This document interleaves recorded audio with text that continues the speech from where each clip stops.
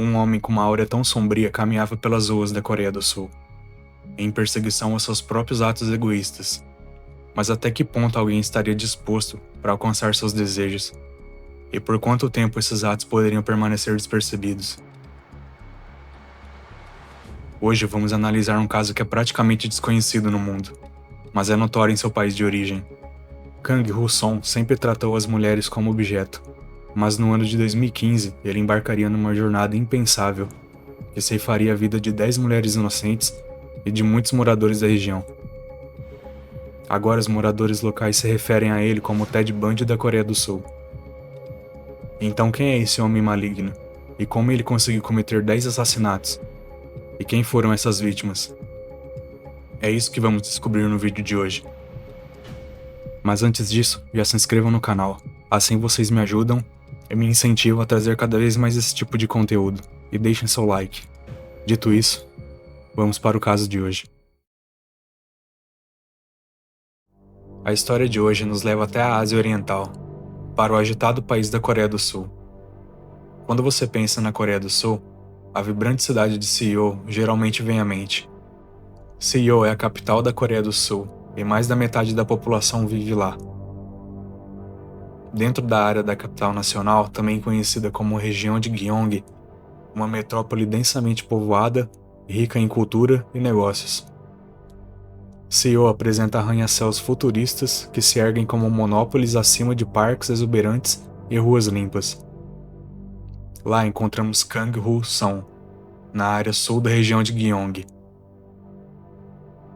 Embora tenha vivido aqui na vida adulta, Woo-song nasceu a cerca de 160 quilômetros a sudoeste, na cidade rural de Siksan, uma cidadezinha basicamente no meio do nada. Nascido em 1º de março de 1970, Woo-song teve uma infância relativamente normal.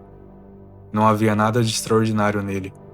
Ele era o terceiro de 5 irmãos, e vivendo na Coreia rural, Woo-song frequentou uma escola agrícola, onde sua família esperava que ele ficasse na área depois de se formar. Antes de se formar, em 1989, Woo-song foi descrito por professores como tendo uma aparência organizada, com uma disposição sincera. E embora sua educação tenha corrido relativamente bem, ele não conseguia encontrar paixão no trabalho local ao redor da sua cidade, e muito para o desgosto dos pais, parecia estagnado após se formar. Em vez disso, tomando o caminho mais fácil e trabalhando para a família. Essa falta de ambição era tão evidente que acabou se alistando no exército da Coreia do Sul, assumindo o papel de oficial não comissionado, uma posição que envolve trabalhar dentro do exército. No entanto, esse papel seria breve, pois de verdadeiro caipira, Woo-song foi desonrosamente dispensado depois que foi pego roubando gado durante as férias, encerrando assim sua carreira militar, menos de 2 anos após ingressar. Nos anos seguintes a 1991, Woo-song passaria de emprego em emprego, ganhando a vida principalmente como caminhoneiro, e não muito tempo depois acabaria conhecendo sua primeira esposa. Eventualmente, eles se casaram apenas 1 ano depois de relacionamento, ainda jovens, aos 22 anos. Seu relacionamento floresceu o suficiente para receber 2 filhos pequenos no mundo. Mas ao longo dos anos, a jovem família teve sua parcela justa de problemas. Os vizinhos locais frequentemente ouviam o jovem casal discutindo, principalmente por causa do cansaço de criar 2 filhos, e infelizmente essa situação terminaria em divórcio, logo após o nascimento do segundo filho. Após o divórcio da sua esposa em 1998, Woo-song aproveitou a oportunidade para se mudar para o norte, para uma pequena cidade chamada Byongmyeon, localizada na região de Gyeong. A decisão foi que ele levaria os 2 filhos consigo. E com sua esposa fora de cena, Woo-song queria deixar totalmente sua vida anterior para trás. Ele odiava viver no interior e queria dar aos filhos uma educação diferente e mais moderna. Foi durante esses primeiros anos no norte que Woo-song eventualmente conheceu e se apaixonou por outra mulher. E mais uma vez, foi muito rápido em se casar com o novo amor da sua vida. E como um relógio, a segunda esposa de Woo-song engravidou, resultando em muitas discussões entre os dois. No entanto, ao contrário da última vez, Woo-song agora tinha que trabalhar muitas horas a mais para sustentar financeiramente sua família, e isso o frustrava muito. Em pouco tempo, consequentemente esse estresse, Woo-song não aguentou e pediu o divórcio. deixando sua segunda esposa grávida e levou seus 2 filhos com ele. Ele também considerou seu segundo casamento fracassado, como um sinal para melhorar a si mesmo, mas primeiro precisava de um trabalho mais sustentável. E então, ele comprou um pequeno pedaço de terra a 16 quilômetros ao norte, perto da área de Bonwall, que é o nosso cenário do caso de hoje. Criando um pequeno número de animais em sua terra, Husson tornou-se meio que um fazendeiro, cuidando de porcos, gado, junto com algumas galinhas e abelhas. E para completar tudo isso, ele pegou o hábito de pegar cães de ruas sempre que encontrava um. No entanto, esse ato não é tão inocente ou gentil quanto parece. Deixe-me explicar. Essa é uma das fotos mais famosas de Husson. É uma foto dele com um husky siberiano. E suas ações após essa imagem são muito mais sombrias do que se poderia imaginar. Sendo fazendeiro, Husson não teria problema em matar o gado. Mas, de forma muito perturbadora, ele eventualmente encontrou novas e muitas mais sombrias maneiras de fazer isso. E tragicamente, até esses cães de rua que ele encontrava tiveram um fim em suas mãos. É bem documentado que muitos assassinos em série começam suas curiosidades mórbidas com animais. E Husson não foi exceção, pois muitos dos animais sob seus cuidados acabaram tornando suas vítimas. Ser dono de uma pequena fazenda sustentou Husson financeiramente por vários anos. E no início dos anos 2000, ele de alguma forma conheceu outra mulher que se casou apressadamente. E felizmente isso não resultou em filhos. Mas as discussões se tornariam novamente uma constante em seu lar. E a nova senhora Kang achava insuportável depois que começou a viver ao lado dele, o que resultou no terceiro divórcio. Embora muito provavelmente fosse culpa dele, todos esses divórcios deram a Husson uma visão muito negativa das mulheres. Ele era infeliz com sua vida amorosa, odiava as mulheres por rejeitá-lo e odiava suas ex-esposas por deixá-lo sozinho, criando seus 2 filhos. Foi durante esse tempo de desespero que Husson conheceu sua quarta esposa. Chamava-se Ridin. E embora Husson tivesse uma visão distorcida das mulheres, ele de alguma forma conseguia convencê-las a se casar com ele. Isso não quer dizer que Husson fosse socialmente recluso, pois era frequentemente descrito como simpático e muito charmoso, sendo capaz de convencer as pessoas com facilidade, tanto para dentro quanto para fora de qualquer situação. E claro, isso lhe dava vantagem com as mulheres. Ridin, sua nova esposa, por sua vez era empresária, gerenciando um salão de massagem onde oferecia serviços semelhantes a massagens tailandesas e esportiva. E Husson achou isso particularmente atraente, pois anteriormente ele era o único que ganhava dinheiro em seus relacionamentos.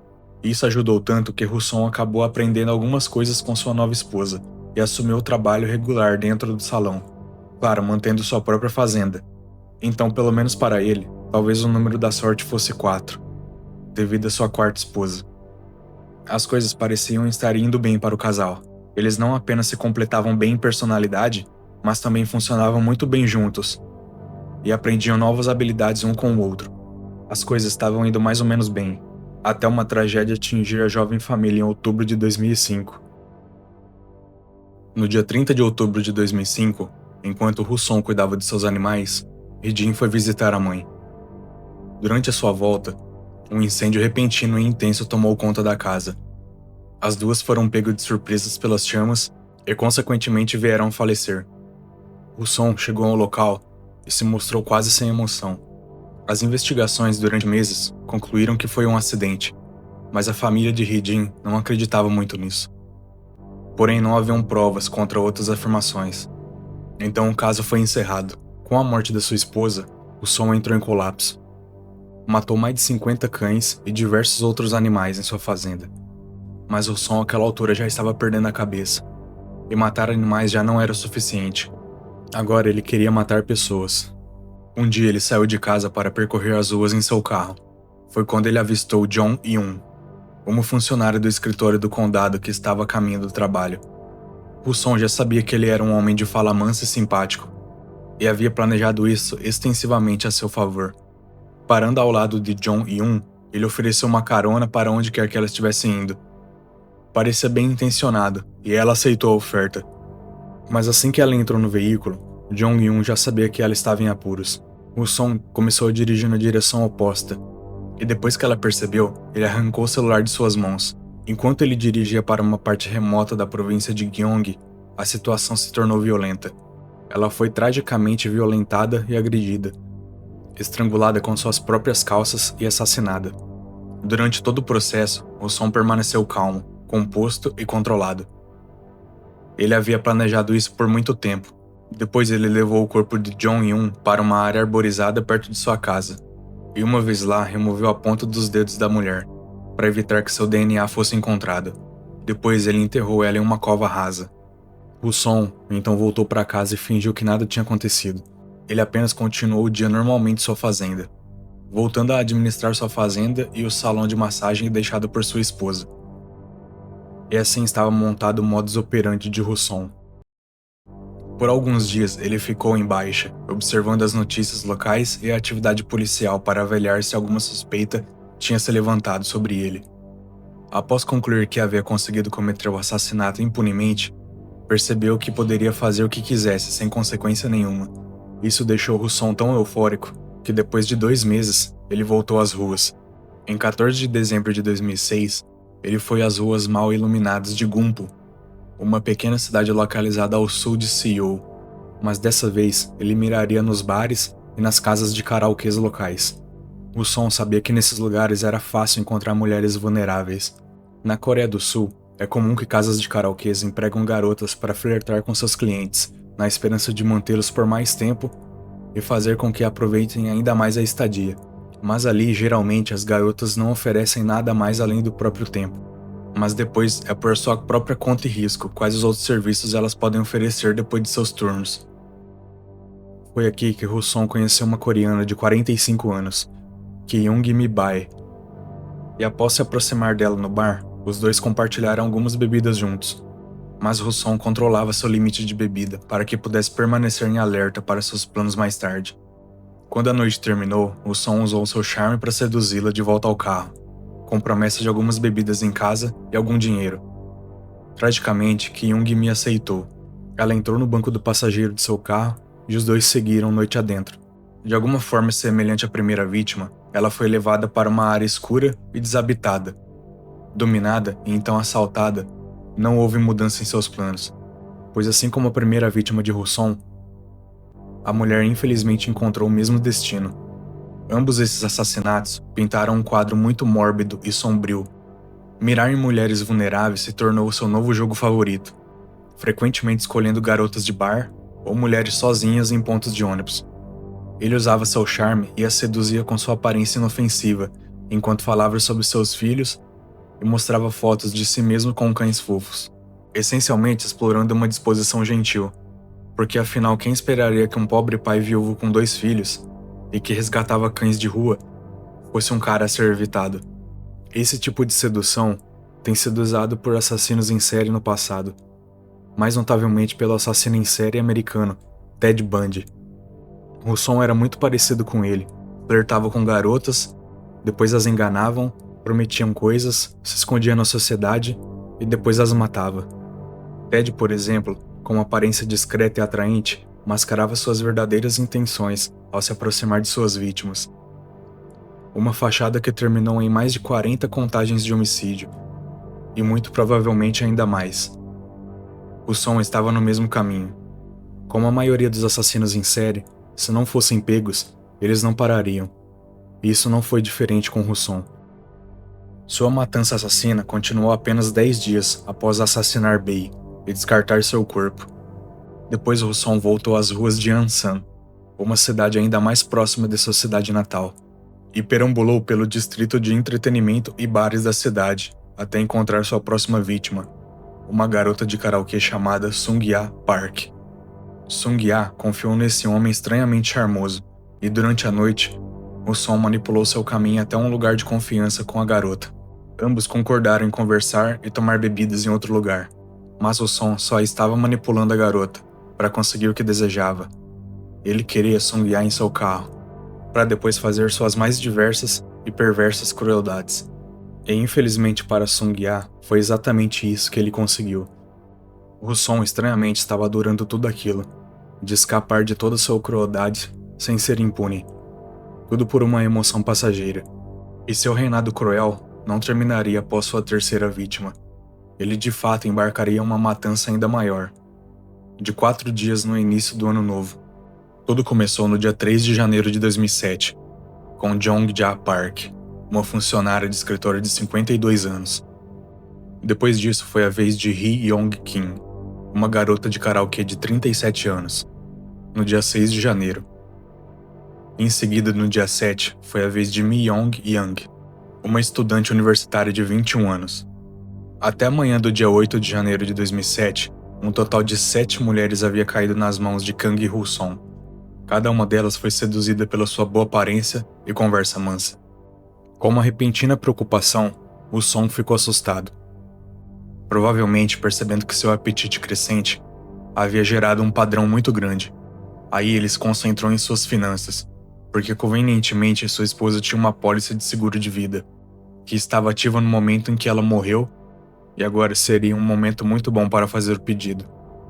Hoo-song recebeu um total de 600 milhões do dinheiro local, do seguro de vida de sua esposa falecida, o equivalente a $500 milhão americanos. Apesar das circunstâncias imorais, Hoo-song agora poderia viver uma vida confortável enquanto permanecia em baixa. Ele nem precisava trabalhar se não quisesse. E nisso demorou quase 2 anos para que Hoo-song voltasse para sua saga sombria. Ele nem tinha certeza de quanto a polícia sabia, ou mesmo se ainda estavam investigando.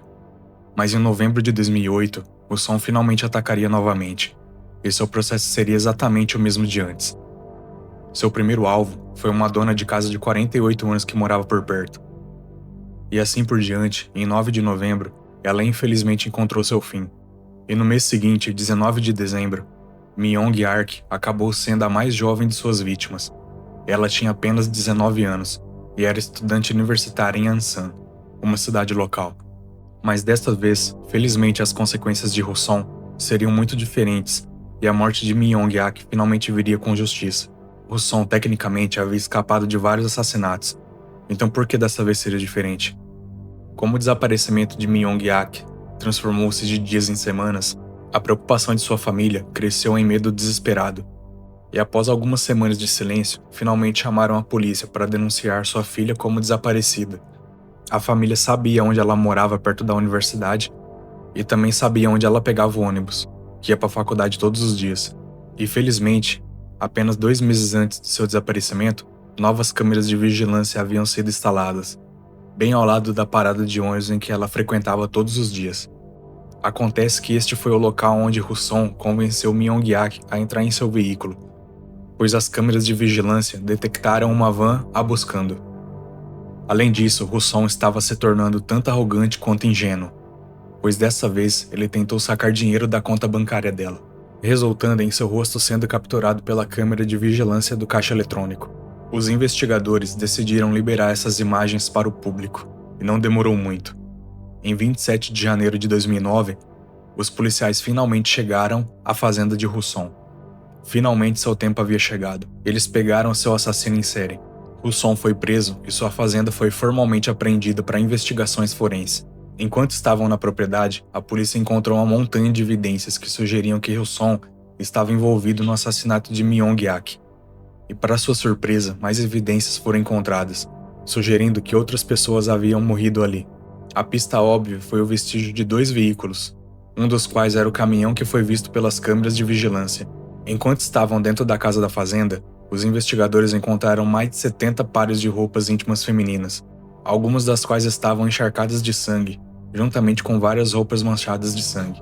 Embora Hoo-song tenha sido preso sob suspeita do assassinato de Mi Yong Ark, o sangue encontrado nas roupas dentro da casa não combinavam com o DNA dela, mas ao ser interrogado, ele confessou outros assassinatos de outras 7 mulheres, ocorridos entre 2006 e 2008.